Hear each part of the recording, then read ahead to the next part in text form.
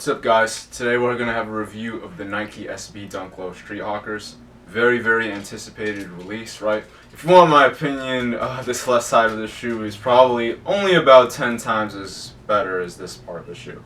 Overall, I think Nike did a really good job. We're going to take a really good detailed look at each part of the shoe because there's a lot of stuff going on. But, I really do like how Nike took the best out of their, most recent SB releases from the years and they incorporate it in the shoe.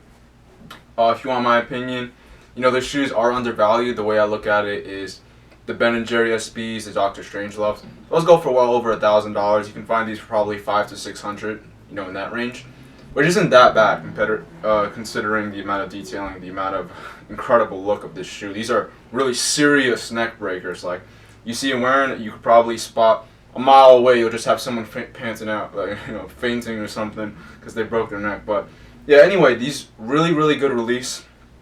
We got a really good detailed look at both shoes because there's a lot going on. But otherwise, I do feel like the price is undervalued based on that.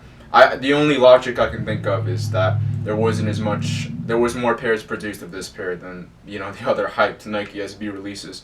So yeah, it is what it is though. Otherwise, really great shoe we're going to take a really good look at today. And yeah, stay tuned for that next release, right?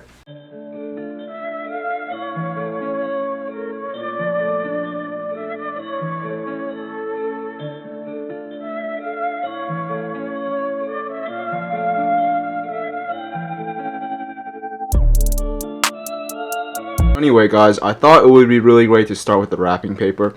Let's be real, that box is a clown box. It looks pretty clown-ish, so let's save that for later. There's nothing too special going on with that Nike SB box. But let's take a look at this Chinese menu wrapping paper, because how many people are going to get into detailed look at this wrapping paper? Let's take a look at what they offer. Oyster omelets, cold beef and chili sauce, chicken feet. This is making me hungry and sick at the same time, the amount of stuff that's going on here. Let me see if I can find some General Tso's chicken. I don't think I can. That's the only thing I would probably order from a Chinese restaurant, to be honest. But honestly, there's a lot of stuff repeated. Cold beef and chili sauce, that was right here, right? Yeah, Nike, you're getting sloppy. You're getting sloppy with repeating this menu. There should be a custom menu all over the place. This looks like the same menu repeated the whole time. Let me see if I find this on this side as well. No, this is some new stuff. It's okay. Anyway, yeah, very interesting menu we got going on here.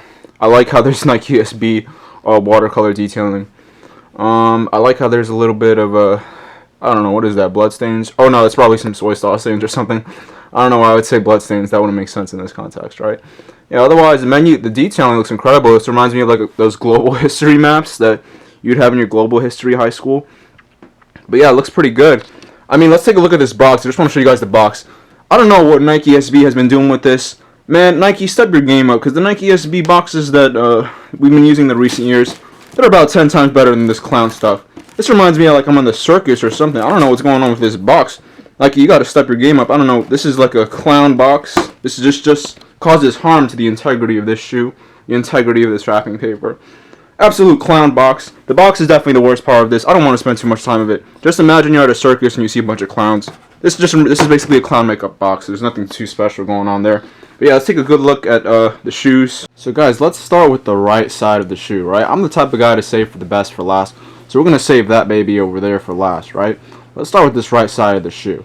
Now, there's a lot going on here, right? If you want my opinion, the best features about this is most certainly this watercolor design. Look, it's very appealing to look at. Looks pretty nice. Looks pretty nice.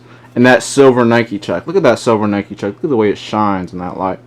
Yeah, that's shining right there. That's that shining silver. That's not like that dull silver. Yeah, so you see the silver here, there's bronze here. You guys know when you're when you're in a race, there's first, second, and third place, right? Gold, silver, and bronze.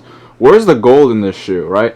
That's what I'm wondering. I see second place and third place, and that's the best analogy I can think of for this side of the shoe. That's the first place winner right there. This is the second and third place winner right here. This shoe, I mean, there's a lot of great stuff in this shoe. The detailing is incredible in that insole, right? It's a lot of cool stuff going on. The watercolor is very appealing to look at. The silver Nike check looks amazing. My only complaint is, this just looks like, this orange and bronze. Like, what is it doing here? I feel like you could have chose a better color scheme for this, and this. I feel like the shoe would have went so much more money if this shoe was just as good as that one right there. But yeah, overall it's a great shoe. The thing that's weird about this shoe is the quality of the leather isn't so consistent. Like, for example, this is like horseback saddleback leather. Like, the leather right here in this small space, it feels so nice, and then it just gets worse when you go here. Like, this feels more like pleather, and then this is just like complete pleather, right? It's just like, I'm not a huge fan of the pleather feel. I feel like, you know, use that high quality leather. If it's a high quality shoe, use that high quality leather. This right here is high quality leather though. This one feels like more like that tumbled leather right here. But I feel like the ostrich print though, and the color of this, I don't mind the ostrich print. It's just like, why would you make it orange? You could have chose a better color for this. I feel like you could have chose a better color for this and a better color for this. Like maybe some gold in here, you know what I'm saying? Or maybe some, you know, bluish thing to go in here to go with this. I feel like the color scheme of this side of the shoe is just a little bit too random for me. That's my only complaint. But the thing about this is it's a beauty. It's a beauty to look at. Man, I'm telling you, I can see this from a mile away. You wearing them, I'm like, ooh, that's a beauty right there. That's a beauty right there, you know? Definitely a neck breaker on this one. Really catches a lot of attention. Yeah, the colors overall look amazing. They're really eye-catching. It's just that I'm not a huge fan. I feel like they did a way better job on that shoe in terms of color scheme, in terms of what colors went well together. And I feel like that's my only complaint for this shoe. That's my only complaint. Otherwise, I do like the quality of the leather they put right here, right here. I feel like they could have done a better job with the pleather right here and here. But the actual look, the actual design is really great. It's just like, you know, please keep it consistent, Nike. I know you can do a good job with the leather, Nike, but please keep it consistent. You know what I'm saying? But yeah, otherwise, yeah. That's it for this side of the shoe, honestly. Now let's move on to this left side of the shoe, right? This is the real winner. This is the real winner in the pair. Let me tell you, everything about this shoe is just beauty. It's just, you don't have that leather problem like you have on that right side of the shoe, right? This is like textile feel. This isn't as delicate as the pleather. Like, this is that textile feel. Like, it feels better. This is good quality suede right here. See this pattern? This pattern is very, very intricate detailing. Feels very nice to touch, very nice to look at. And I even like this Nike check. Like, this isn't even just a brown Nike check. This has like that tree bark design right here. Like, man, this is like a little tree Nike check. You know what I'm saying? These are Nature Boy shoes, let me tell you. But this light green and this tree right here, and this like ground sandstone type pattern right here, this ain't too bad at all, let me tell you. And you know what I really like? My favorite part of the shoe is this part. This just, man, I'm telling you, you just take one good look, feel with this, your day's that much better. This is like that Birch SB that released a couple years ago. Those Birch SBs released many years when I was in high school. The material of those Birch SBs they brought back in this one. I would think those Birch SBs, they weren't a very hyped release. I wouldn't think Nike would remember them enough for this shoe, but they did. They did them justice. Let me tell you, this toe box feels real nice. Feels very good to look at. Very nice to touch. The tongue is very plush, like in this one too. I like how thick and you know, that plush, how plush that tongue is. When I had the Nike SBs in high school, they weren't this comfortable, let me tell you.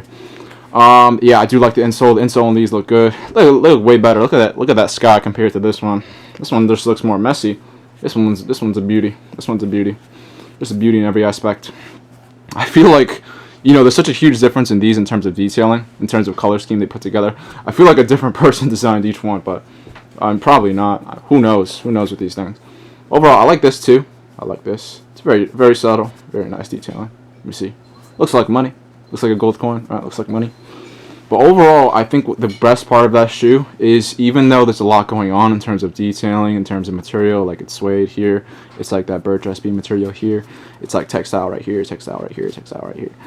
Even though it's like a lot going on, the colors just go well together. That's what I really like about this shoe. Like, even though it's like yellow, green, white, and gray, if I told you to make a shoe with all those colors together, you'd be like, that's going to come out horrible. But no, the colors just blend so well together. They're just very calming colors to look at. This is a very calming shoe to look at, a very calming shoe to touch. And if this shoe was as good as this one. So overall, guys, that's my take on it. Like I said, well worth the price that it's sitting at right now. There's no way this can possibly sit at $500 to $600 for the rest of the year. I feel like these definitely have to go up based on what I've seen on the other hype Nike SB releases. You know, StockX, go wherever. I'd probably cop them ASAP, you know, honestly. Yeah, $500 to $600, that's a pretty penny, I guess. But, you know, compared to the amount of detailing, the amount of stuff going on in this shoe, I feel like the price really isn't that bad, especially compared to other Nike SB releases. But yeah, otherwise, you know, really great shoe, really great cop. You know, they don't, you know, especially for this one really doesn't disappoint. So, StockX, go, Flight Club, whatever you gotta do. Really great release. Highly recommend these.